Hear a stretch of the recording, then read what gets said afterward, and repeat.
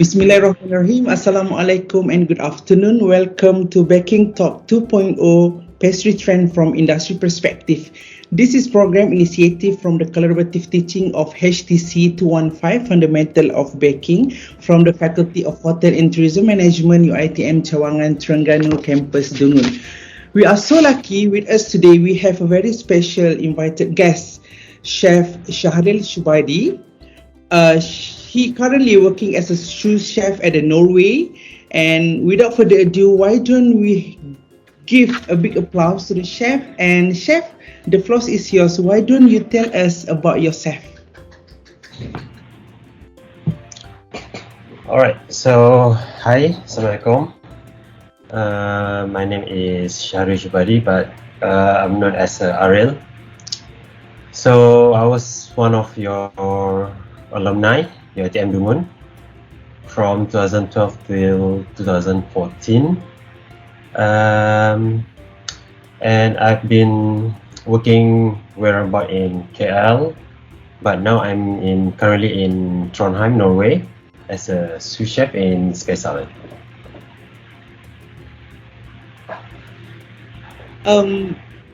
Just when I look back into your works experience before you join Norway, before you join Spexel in Norway, you basically attached with the local organization, isn't it? Yeah. So basically, I started my career as a internship at Le Méridien Hotel.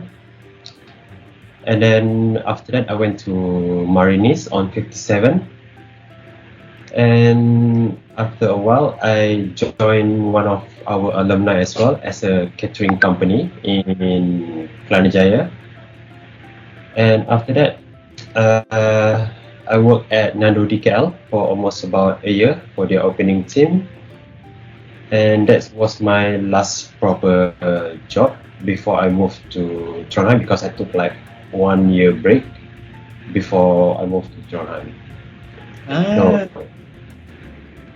So what is the motivational factors you fly away from Malaysia to the Norway to get an experience and working over there?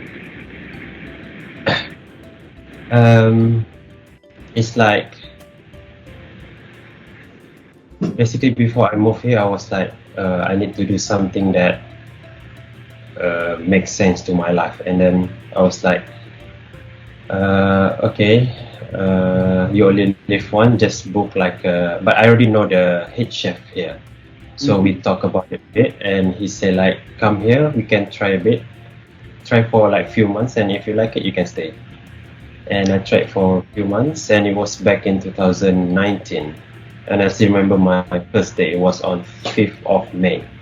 And it was like the second day of Ramadan that time. And yeah, it was a bit tough because it was almost summer, and it's like the 21 hours of fasting. 21 hours? Yeah. Oh, because the daylight here is longer. Yeah. So that's why. And then since then, here I am in Trondheim, Norway. So almost like 4 years-ish. So now it has been 4 years since the first time you been to Norway, isn't it? Yeah. In general, Chef, is it okay if I call you Chef Ariel, or you prefer Chef Shahril? Ariel, isn't it? Yeah, it doesn't matter. Okay. I'm okay. Basically, what is your job description over there? What is your daily task? And maybe you can share something with all of the students over here on the practicality of the industry itself.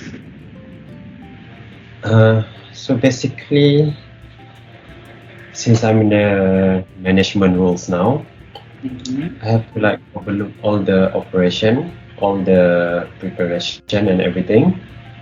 And then at the same time, I'm in charge of the pastry side, the sweet side of the menu.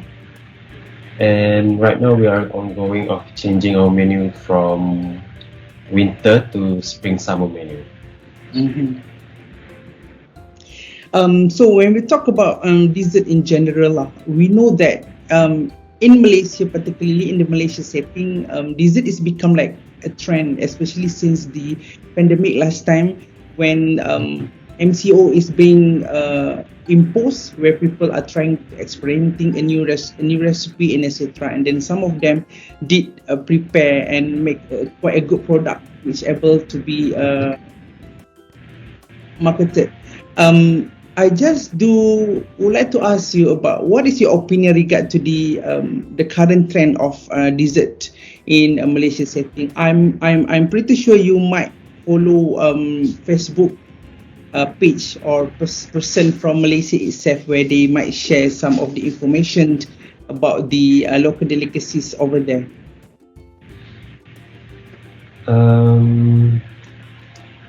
You mean in Malaysia or here? Yeah. Do you aware about the changing of the transition preferences of the dessert in Malaysia? To be honest, not really, because like the thing that I follow in Malaysia is like the pastry school and everything, but it's not like a proper trending thing. Like, yeah. How about in Norway, Chef? In Norway, it's not like in Malaysia because they don't have like a viral thing happening here. Because it's a bit like how do you put it in words? It's like more follow with the flow. Like they don't care that much about the trend and everything. And then I'm not sure about the in terms of the ingredients over there at the Norway. Do they have what we call as kind of what we call as seasonal ingredient where they in generally they're gonna incorporate into the menu development according to the season? For example, like maybe in Malaysia we do have a durian. How about over there in Norway? And how is looking into the ingredients from the market itself and how you incorporate those available or seasonal ingredient into development of the recipe? Yeah, that's a good question actually. Like before I move here, like in Malaysia, we can get like for example, we can get strawberries the whole year. Like we can go just to the market and get strawberries like anytime, anywhere. But since I moved here, they're really focusing on what the season can be brought into. Like you cannot have strawberry dessert for let's say winter. Usually winter is from November till February because it doesn't make sense. Because strawberries doesn't produce in winter time. So they really attach like this season you have to eat like this kind of fruits or this kind of veggies. Like now is summer, it's gonna be like strawberries, raspberry, rhubarb, something fresh. And during winter time, they usually go for something more darker in flavor, like blackcurrant, cherry, raisins, red currant, something that can stand winter times. So that's, and the ingredients here is totally different. Like in Malaysia, we only have like heavy cream, milk, yogurt, sour cream, and all that. But here they have like 1,000 kind of milk. Like they have like thick milk. They have like vegan milk, of course. They have like dairy-free milk. They have like culture milk. And you have to know, like, if you want to make something, you have to know what's the fat percentage of the milk and how it's gonna adapt to the product that you're gonna produce. Okay. So it's really like a bit like a hassle sometimes. Okay, when you said about different kind of milk, and you mentioned about, for example, vegan milk, we do have there are different dietary preferences or dietary habits of individual and probably the customer itself. So how Yeah. you consider those dietary restrictions in developing the menu for a special diet customers? Maybe I'm not sure. Maybe vegans or gluten free, or maybe dairy free customers, and etc. How you consider those factors in creating a good and visually appealing dessert? Um, okay, like before I move here, like the most tragic allergy that we're gonna have basically is nuts. Uh-huh. Um, Lactose free, we rarely have it in Malaysia because we don't care about it, we just eat it. But here it's like they're really sensitive and really particular about what they can eat and what they can't. Like Mhm. for example, there's one like there's a two type of gluten here. There's one is like gluten free, and one more is like celiac. Like celiac, you cannot have traces of anything gluten, and it's like fatal-ish.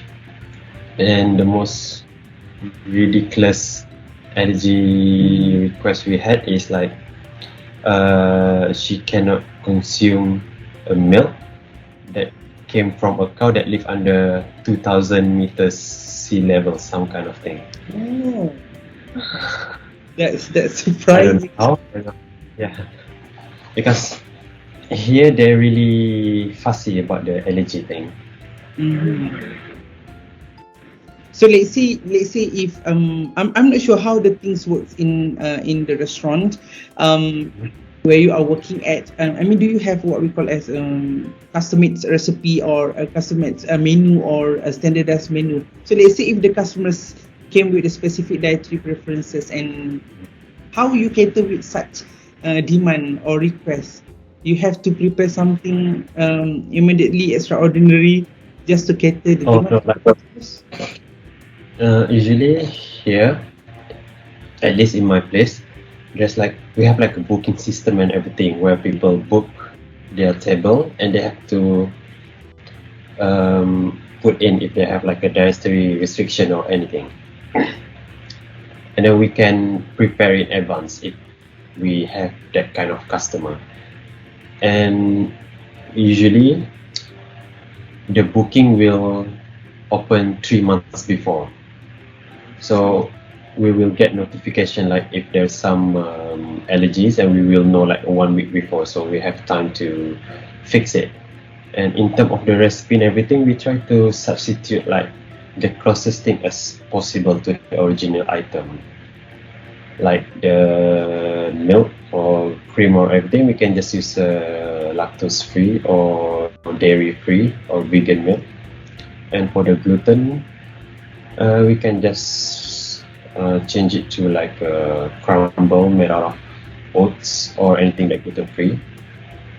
And vegan actually is not the hardest thing that allergy wise. The most hardest is eggs. Like some people allergy to eggs, and that makes a thing much more difficult because we have to come up with something new, because you cannot have a dessert without eggs. So So chef, hearing about the setting of the restaurant, maybe you can tell us about the Spencer restaurant itself, where you currently working at, about the setting, or maybe how the restaurant is looks like, or basically how the ranking or kind of.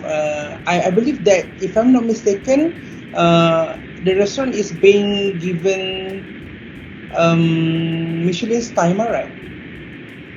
yeah, we get our first star after 7 months we open.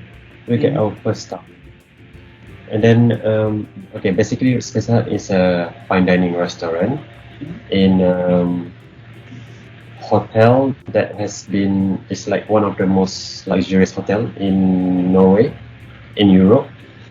And this hotel is the northernmost 5-star hotel in the world.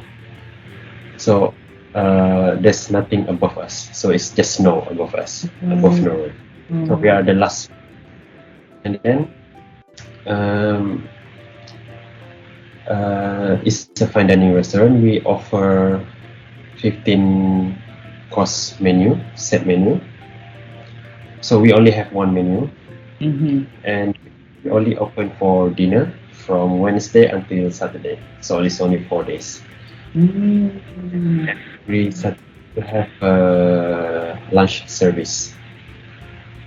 So totally is 5 days of service we have per week, and we have 4 stations in our restaurant. So we have snacks, which is like a small amuse-bouche canapes, and then we have a chef table station, which is our cold section, and then we have the hot kitchen as usual, and then the pastry. And our capacity for the restaurant, the most is 32 packs, so the most, and we have 5 seating starting from 6 until 8. Okay. And currently there's like 16 chefs working in our restaurant. Okay, Chef, just to let you know that Malaysia is basically recently, I think last year, if I'm not mistaken, or early this year, the Michelin star system is starting to get into the local setting business F&B.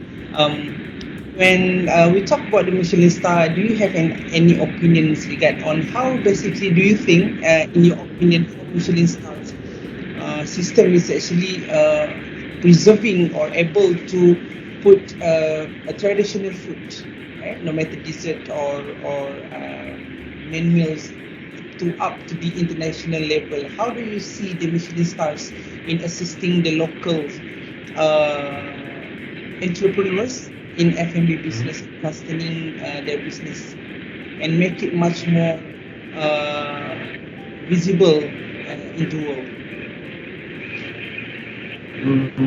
Yeah, like okay, the Michelin star is a good system. It's well proven. Like I remember the first time that we had the star. The next day we have like a long list of waiting list for our restaurant.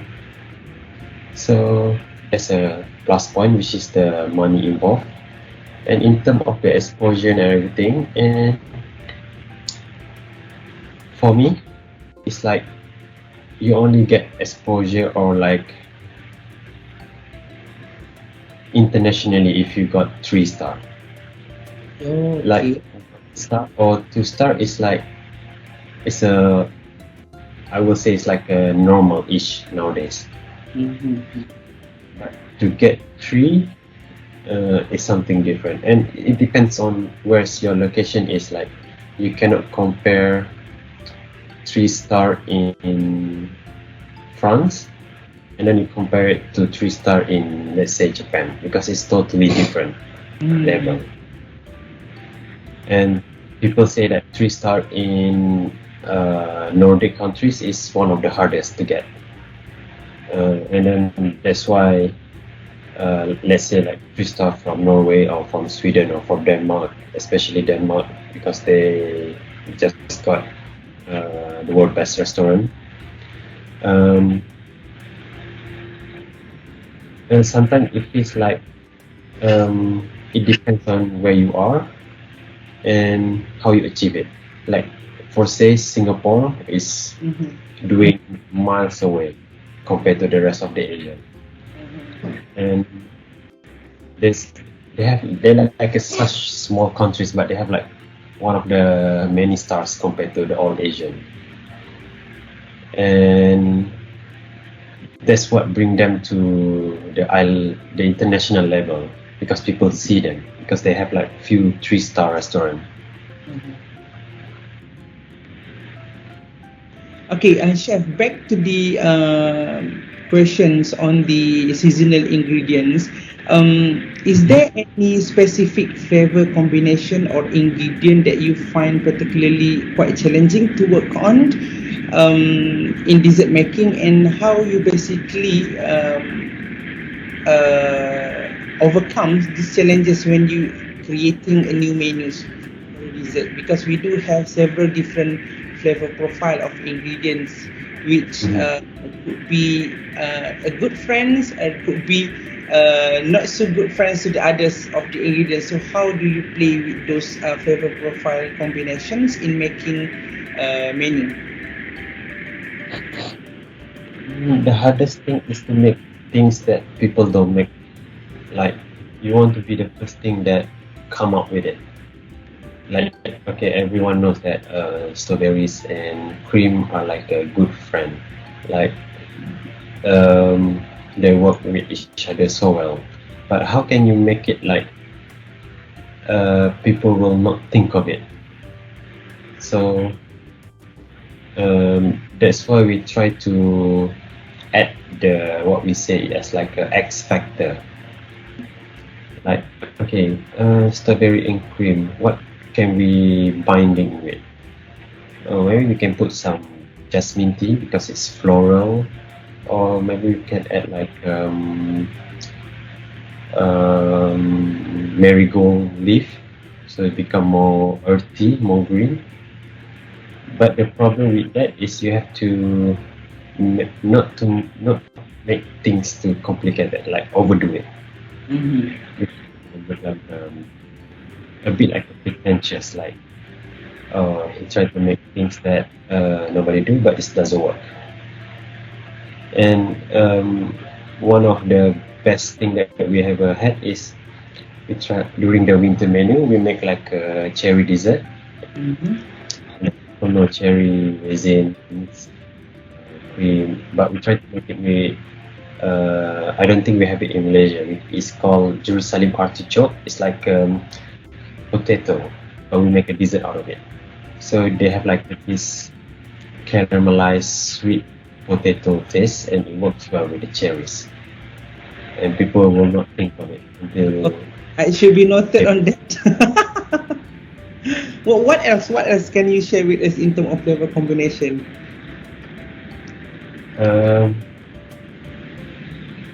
Yeah, in Nordic country they love licorice. Mm-hmm. If you know what licorice, I don't like it. I hate it. But there's one time I was like, we can try to mix this with, because we want to make something for petit four, Mm-hmm. for the chocolate. And then I was like, okay, we can try mix this with, tamarind. Try to make like a sweet tamarind paste, and then we mix it with licorice. And people ask like, what is this? What is this? Because it was super good. Like the spiciness of the licorice like worked well with the sweetness of the tamarind, and it's like so refreshing. I think that's one of our biggest discovery. And then we try to make some simple thing, but we try to make it a bit like complex, so people will when they eat they can like enjoy and thinking at the same time, like how can this thing work. Yeah, because we don't want to serve like straightforward dessert, like okay, here's your pie, enjoy. No, we want to like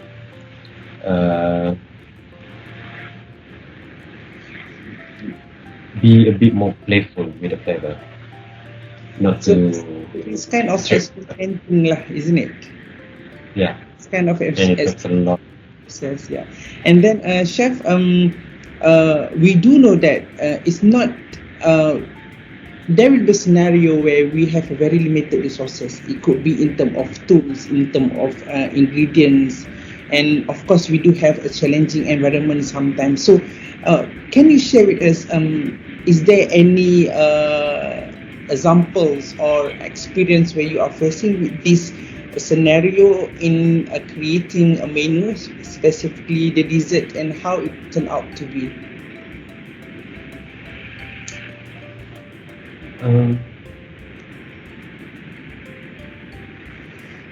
I don't think I can remember like the last time we had like this kind of thing. Like because we try to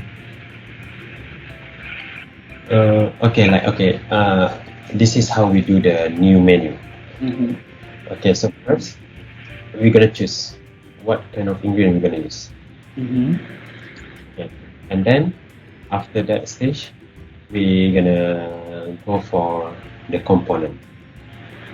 Okay, so basically, if we want to invent a new dessert, we will play with like, okay, we need a sauce, we need a crumble, we need something pudding, something cake, and then we need ice cream, and then we need garnish, like chips or herbs.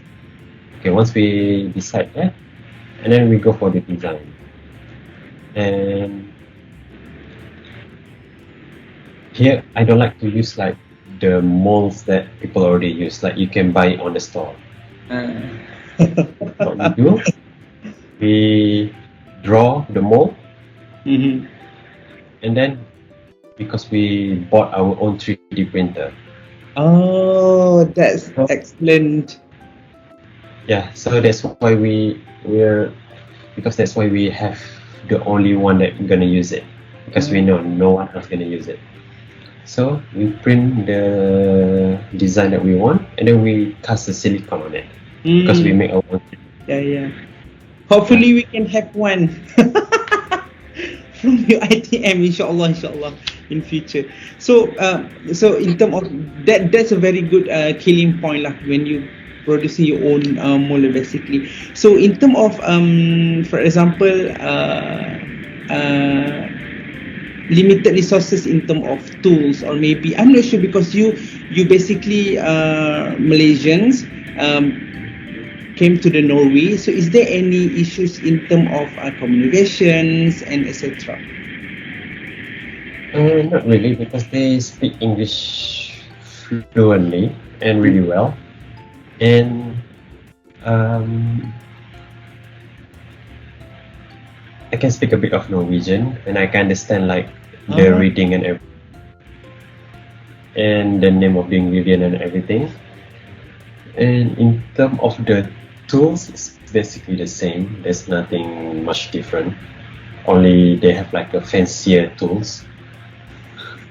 So nothing is like a big difference to it. Okay, chef. In terms of tools, do you can you maybe list out some essential tools or equipment which the pastry chef should have in order for them to come up with visually stunning dessert? Because we kind of try to give an exposure to students.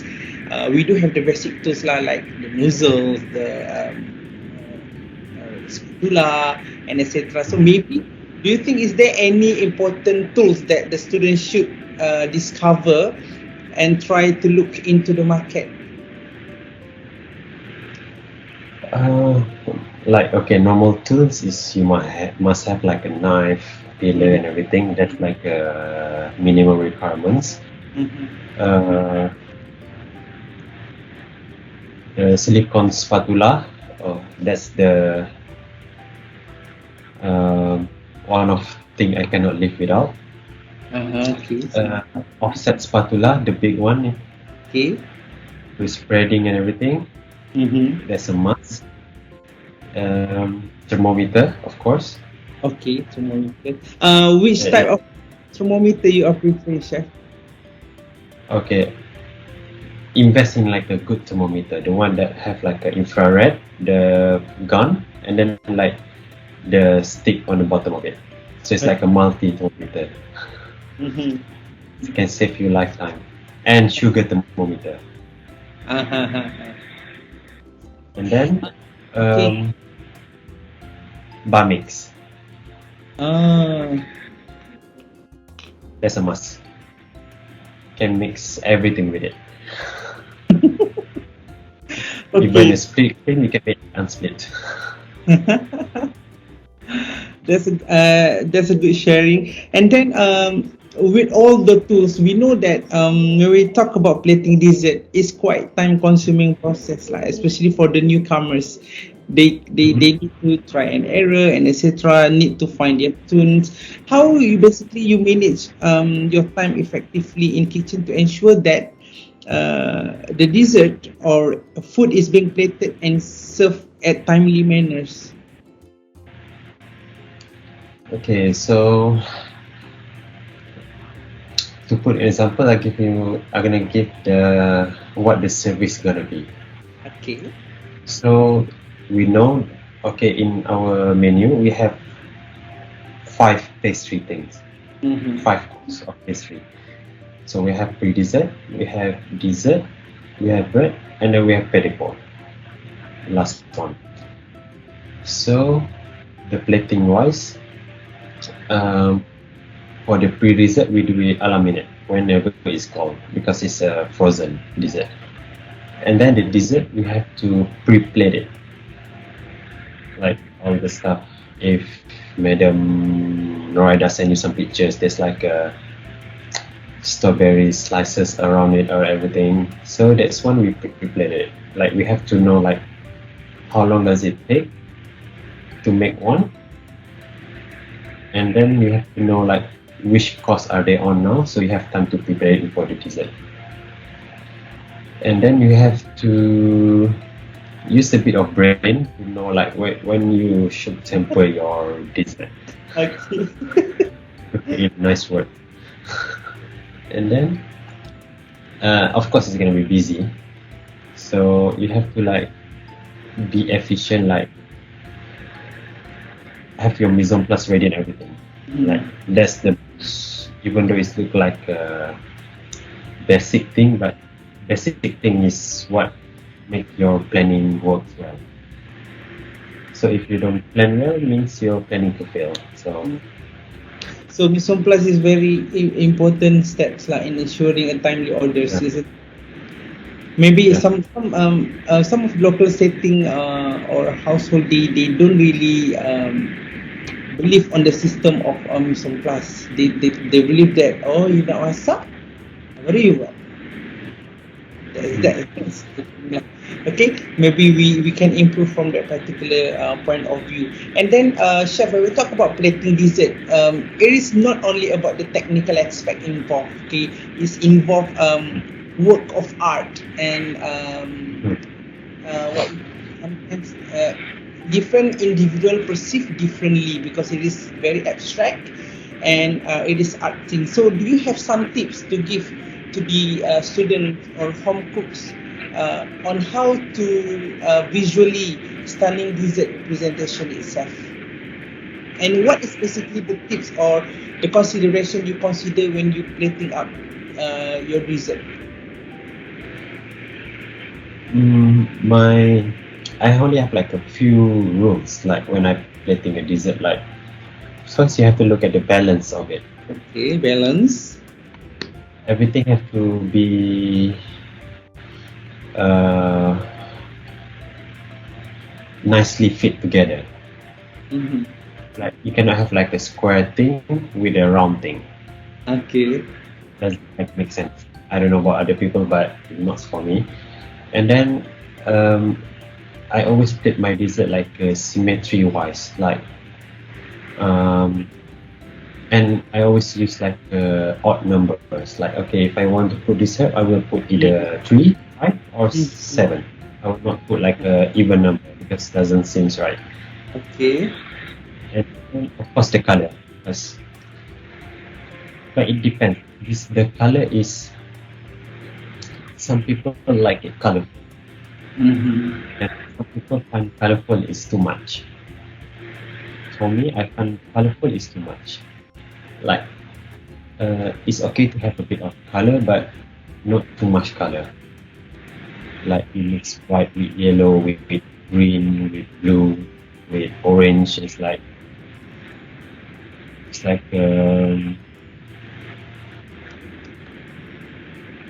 I cannot say this word. So it's like how to put this in good words. It's not nice. Yeah. Okay.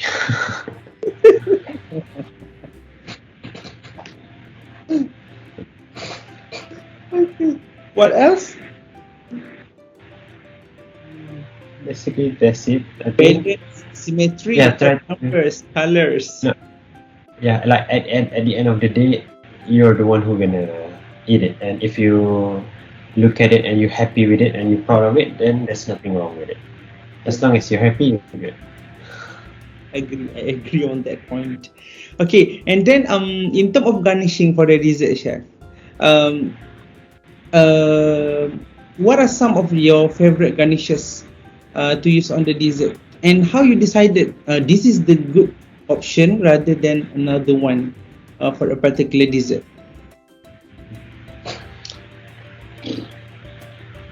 Like nowadays, people always make like chips for their dessert, Uh-huh.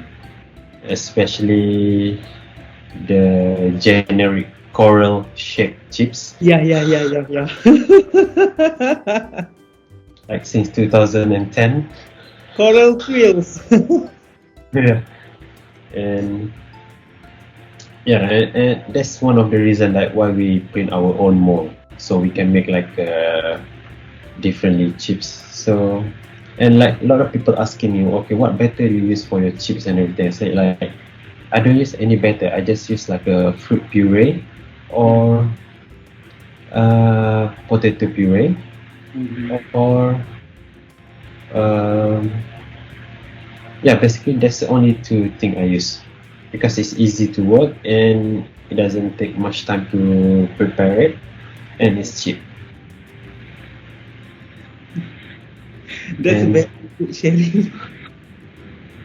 and then I always find that I always put like dessert is like a hot kitchen main course or something because in main course we always think that sauce is bringing everything together, and that's why there are people who make the sauce is the most experienced people because sauce is the most important part of the meal of main course.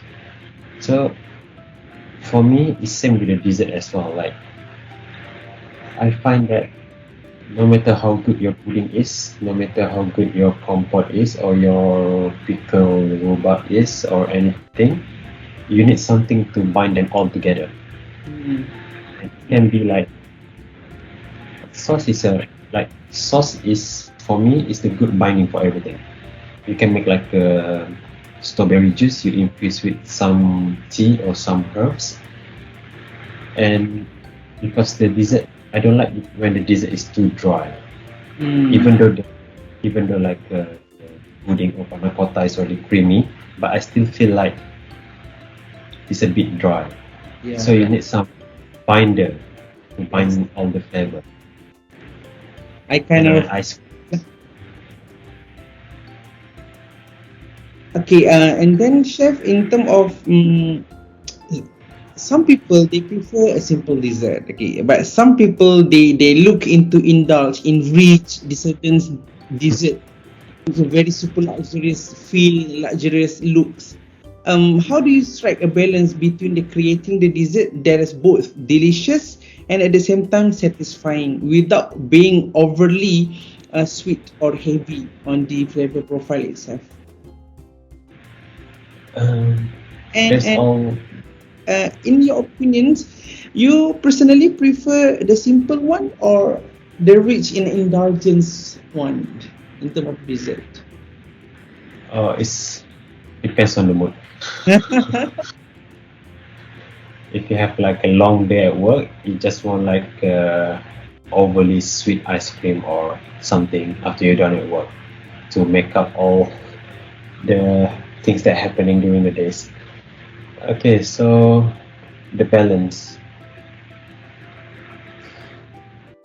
For me, I always think that the choice of ingredients and you know the flavor profile of the ingredients and the balance of it and then the texture. Okay, let's say in fine dining setting, Okay. we have the pre-dessert, we have the dessert, and then we have the petit-four.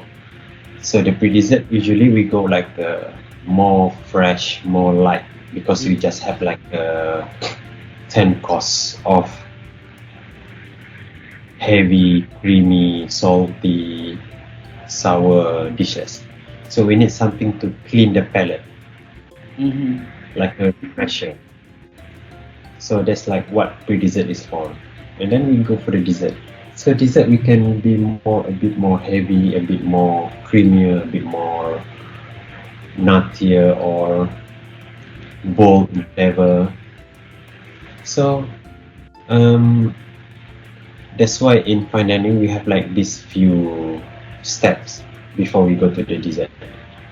So people will be able to enjoy it. Not like, oh, now it come with a cake and after that come more of the heavy stuff. So it's not balanced. And then from the petit four, so the petit four we have like a small chocolate, small tartlet to enjoy with the coffee and the meal. And that's why in the like a normal restaurant setting, like a bistro or a la carte restaurant, they have like choices because they don't know what people want. Some people go for this thing, some people go for this thing. So for me, it's a bit hard to strike the balance between those two, but it's not impossible. You still can have like a heavy and creamy dessert and fresh at the same time based on your ingredients. So ingredients is the key point over here, isn't it? Yeah.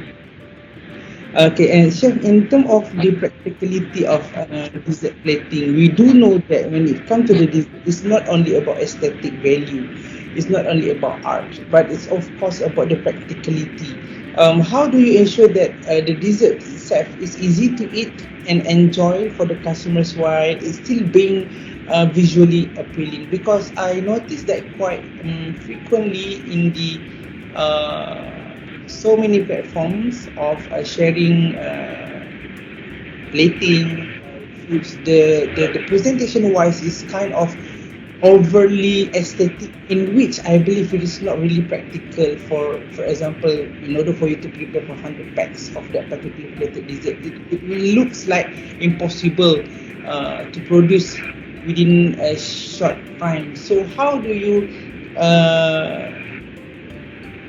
overcome those scenario where you talk about the practicality of the aesthetic dessert itself?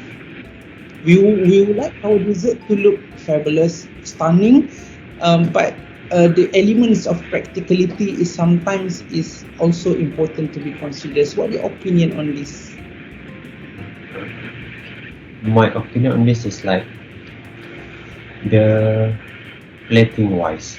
So okay, let's say when we gonna invent a new dessert, we're gonna like create a design and everything, and then we'll see. We don't want to make things too simple, but at the same time, we don't want things too complicated. So we know the plating is gonna be hard. Yes. But for us, it's a matter of practice. Like it's normal. It's like first few days or first week, we're gonna struggle with the plating of the dessert during service because it's new. But it's gonna get over time by time. We're gonna get fast with it, and it depends on who your target customer is. Like if people go to, let's say, bistro or anything, they don't expect like too complicated plating of the dessert. And in banquet, you cannot make like 35 slices of strawberry in one plate. It's not possible. Or 1,000 packs. So it's all about practicality if we do in a mass production. If like in simpler setting, in a small group, we can make things a bit more complicated. It all depends on the situation. Okay, and then when we talk about the dessert itself, we do know that there are many different cultures involved. And then how you incorporate different flavors of specific nationality or international flavors as well as technique into the pastry creation?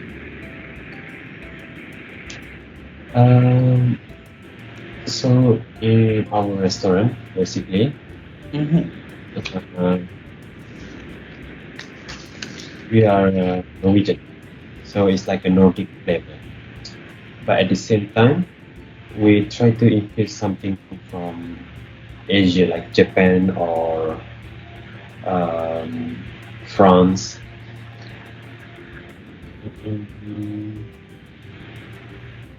It's a bit harder because Norwegian flavor is so, what we call it, bland, Mm-hmm. because they they have to face winter for 6 7 months a year. So they have a lot like cured meat and everything, like a cured lamb and everything, and it's a bit, the flavor profile is a bit limited. So in order they want to expand, they have to take from others' culture. Mm-hmm. And our restaurant is basically the style is like um, we are not restaurant that like Noma or something that gonna give you some lift to it, like overly pretentious hipster 3-star Michelin restaurant. No. We're gonna make things like you you enjoy the food. Mm-hmm. It's visually stunning. It's it's nice and it makes you full. It's not just like and it's a good experience. It's just not like a overly do 30 course meal, like only have like a one bite thing. No, we want you to like dine well Mm-hmm. and be happy. And so the menu, it all depends on the season as well. And basically we take a lot from a Japanese culture, like we have like a yakitori grill and everything. We have kombu, seaweed. Our caviar is from Belgium, and wasabi is from Iceland. Uh, Basically, that's it. I think it feels like a other culture or internationally. Okay, and then about the texture, chef, we do have that. We do know that dessert is basically good desserts. You have different type of textures when it's being eaten, and then and texture itself is super important. It's like the flavors and appearance of the dessert itself. How do you play with the texture in your dessert making? And is there some ways that we can incorporate different texture into our dessert creation? Texture, yeah, texture plays a big part because you don't want to feel like you can eat the dessert without your teeth. You want to taste and like feel it, the dessert, Yeah. smell it. And for me, I always go for like, okay, we need to have like a one crunchy things, crumble or anything. Crunchy, okay. Then we need to have like a one smooth thing like pudding or panna cotta or cremo or sabayon or something. And then we need to have like freshness to it, like fresh fruits or compote. And then we need to have for me, I always have like a sauce for my dessert. And then I always have like like a smoother for dessert, like ice cream or lightly fresh espuma mousse, or sometimes I use oil in my dessert. Oh, Like really? I make own oil. Like you can make oil out of the most famous one we have is the blackcurrant wood oil. So the wood from the blackcurrant tree, you just smash it and you infuse with oil in low temperature, and it's gonna give like a really sweet, earthy taste to the dessert, which just like finishing touch. That is very Just interesting. meat with oil, or you can make oil out of everything you can think of. So basically, I repeat again the point: crunchy, freshness, sauce combination, smoothness, and oil at the end of the points. Okay, and then chef, when we talk about trend in the dessert, how you keep up with the latest trend and technique in dessert making? Where's your resources, or where you are looking into when you would like to have a new ideas or fresh ideas about the dessert making? Of course, social media, Okay, social media. Which platform, chef? Instagram, or Pinterest. I always look at Pinterest if I want to go for like a design wise, like a pattern or. Okay. And then I always look into like Facebook. Not really. There's nothing happening on Facebook. So basically Instagram. The most time I spend if I want to like scrolling into something to look into new things, and YouTube sometimes. Okay, chef, in terms of uh,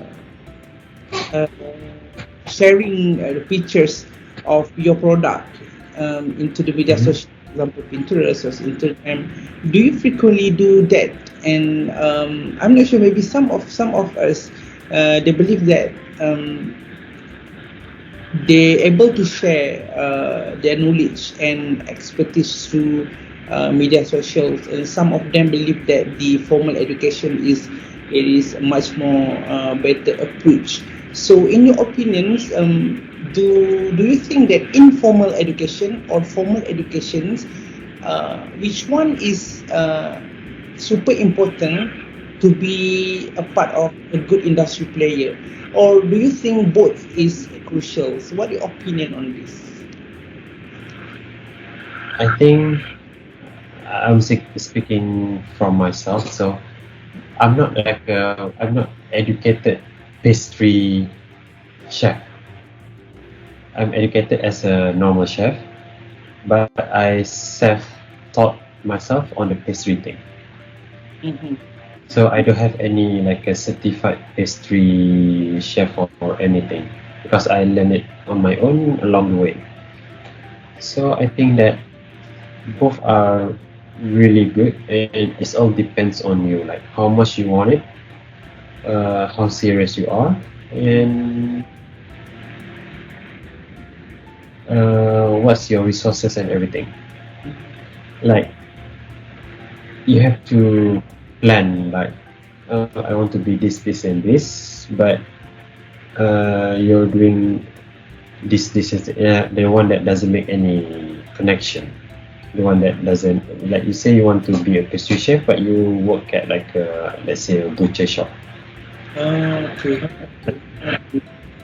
How you gonna like learn or polish your skill or anything?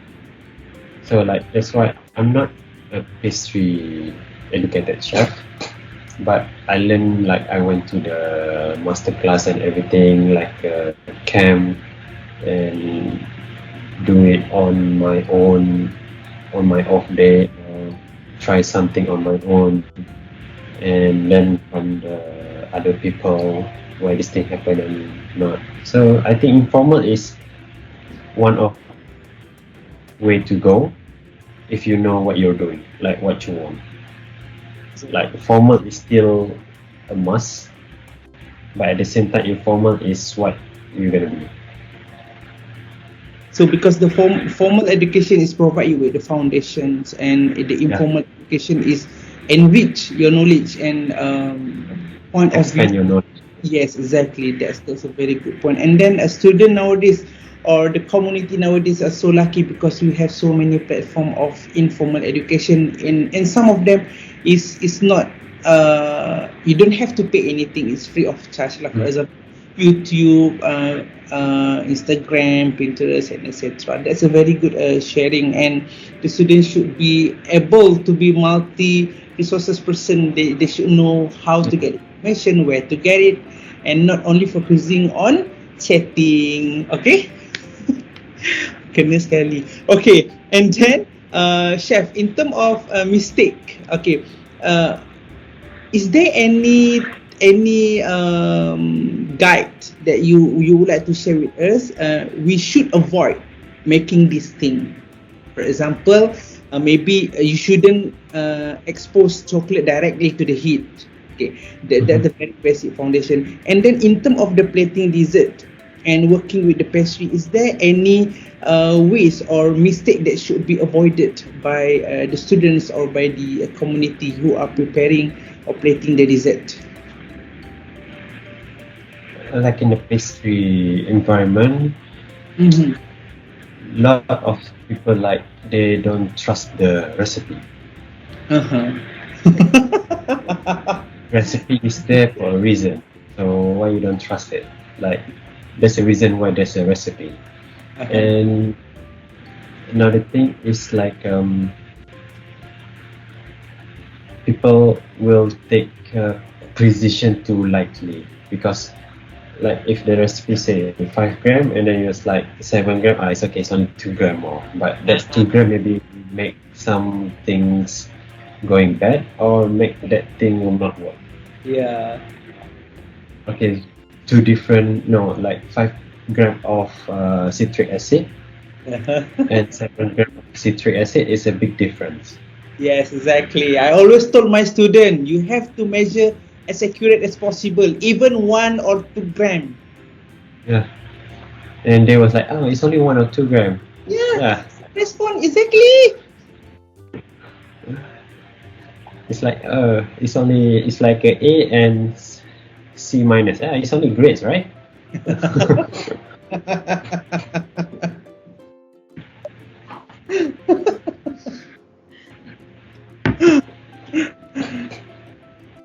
Yeah, basically that's it. And then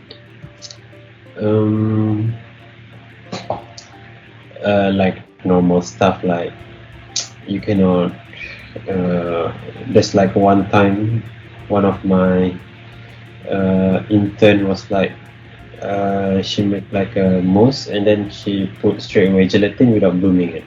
Okay. And when I taste, it's like, what's the crunchies from? The gelatin. Yeah, gelatin is supposed not to be crunchy. Yeah, it's like a basic thing. Like even though it's just basic, but it makes a big difference. Yeah. Okay, remember student, you have to bloom the gelatin first, yeah, before you can use. Okay, thank you, chef. Yeah.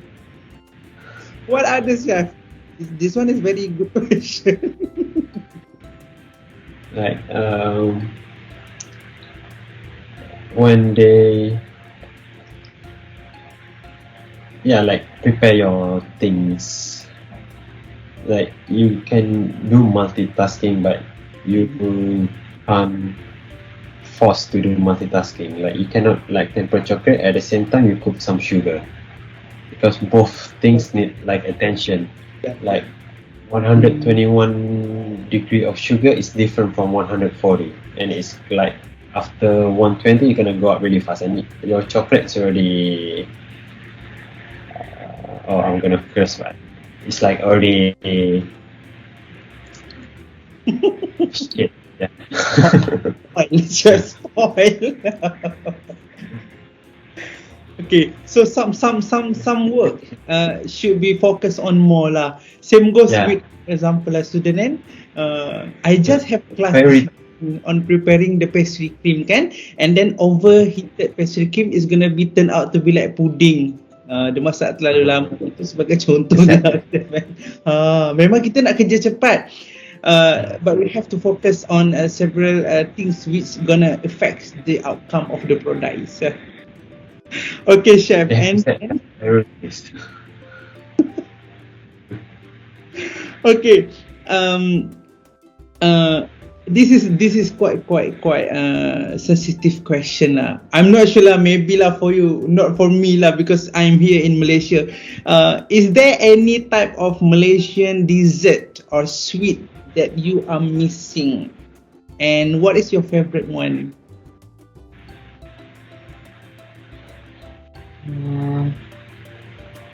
Anyway, when the last time you went back to Malaysia, chef? 2000 20. Selamat Hari Ah. Raya. Raya. Wait, apa? Nation dessert. Sri Muka. Sri Muka, my favorite. Kuih ketayak. Kita lihat. Very the pandan base. Very green. Even though I don't eat green stuff. And then like I'm not like craving so much of the dessert thing. I'm only more craving like a satay or something like that. Yeah, because you can make the Sri Muka here. So Yeah.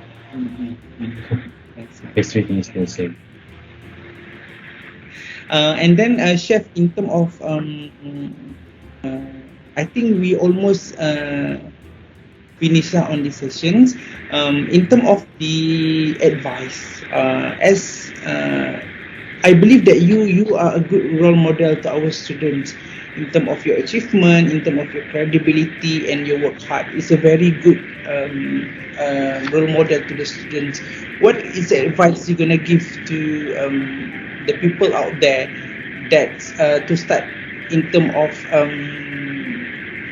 pastry making and dessert making, and how do because we do know that after student graduated, they have to do their own decision in terms of the future direction for their career. So do you have any suggestion or opinion that you would like to advise the student regard to this matter?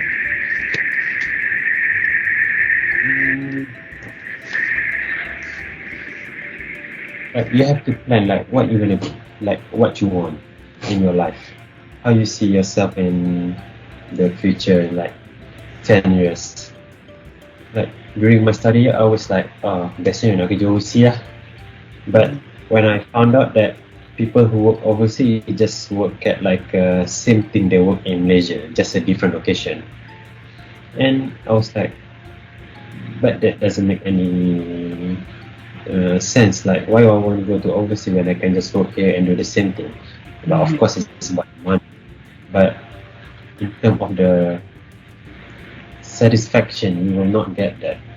And I was like, I want to work out this kind of thing. I'm gonna build my path into it. And at some point, I think I'm on the right path. And when I reached at one point, I feel like I was like totally lost, and I thought that I'm not gonna be there.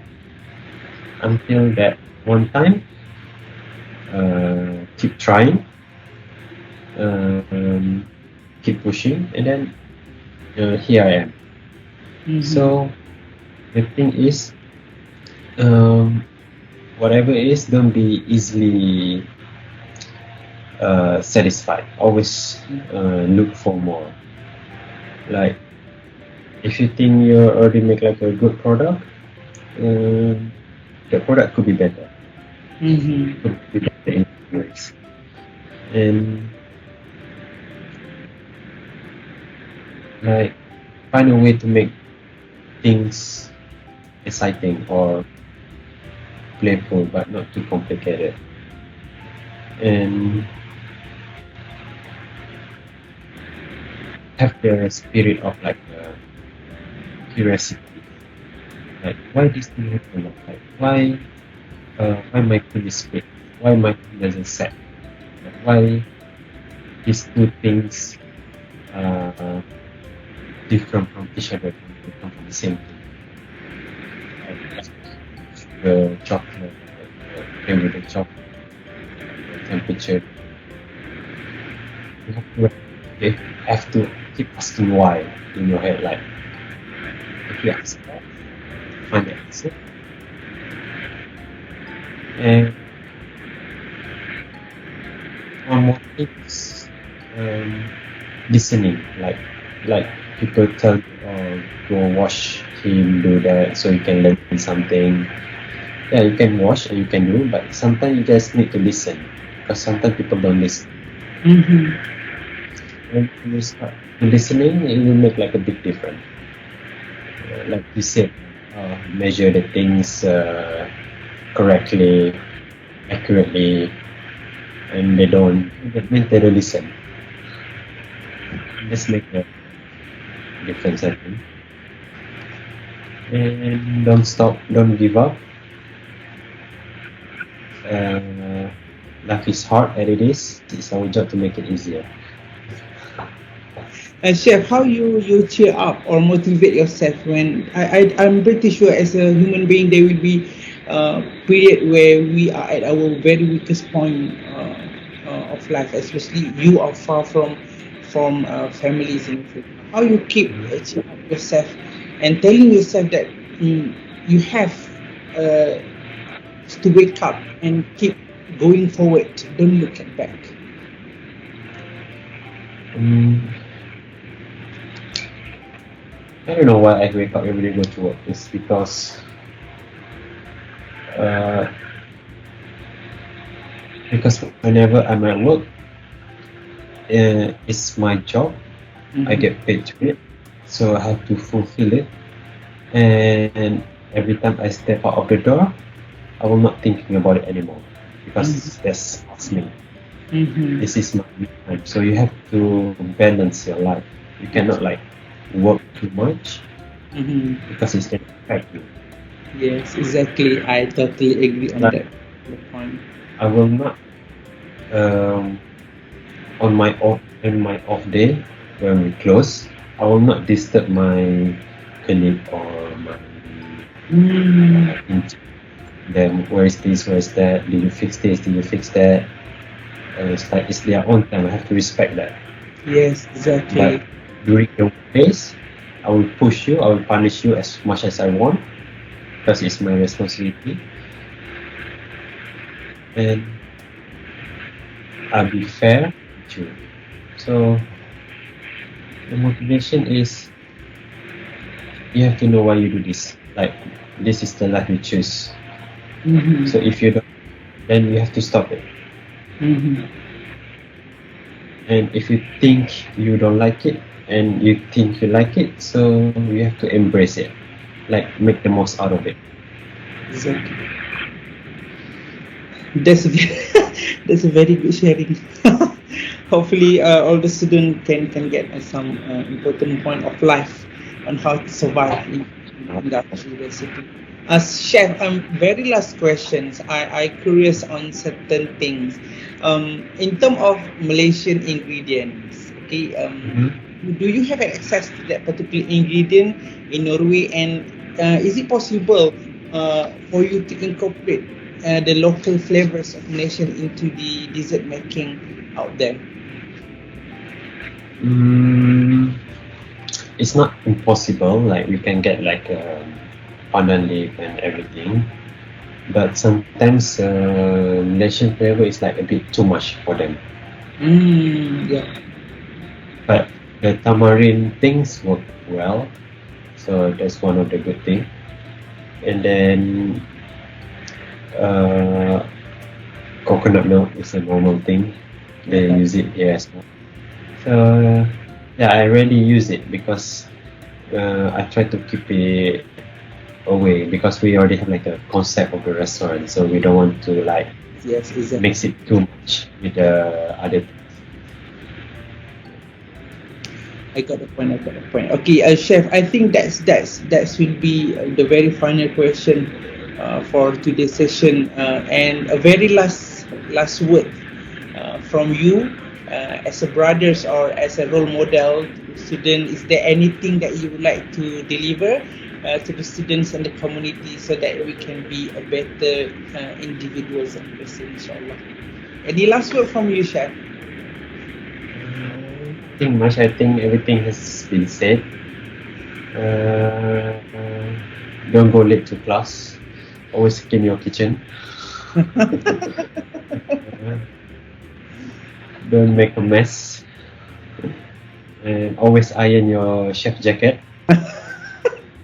Okay. I hate it when your chef jacket is not ironed. And always clean your shoes. and like it's always shoes with like flour from last week or anything, and just leave it to dry and crack, and then clean top. Yeah, that's it. Okay, Chef Hari, thank you so much for your very valuable sharing sessions. On behalf of the committee of the collaborative teaching for HTC 215 Fundamental of Baking, and from the Faculty of Hotel and Tourism Management, UiTM Cawangan Terengganu, we thank you. We cannot thank you enough lah for the time and expert which you have shared with us. Thank you so much, and hopefully we can have a further collaboration in futures. I'm really enjoyed today's session, and I believe the student will get a lot of information and benefit from the sharing that you said just now. It's a very a good day today meeting you. Hopefully we can go to Norway one day and meet over there. Ha. Okay. Inshallah. Okay, thank you so much, Chef. Thank you.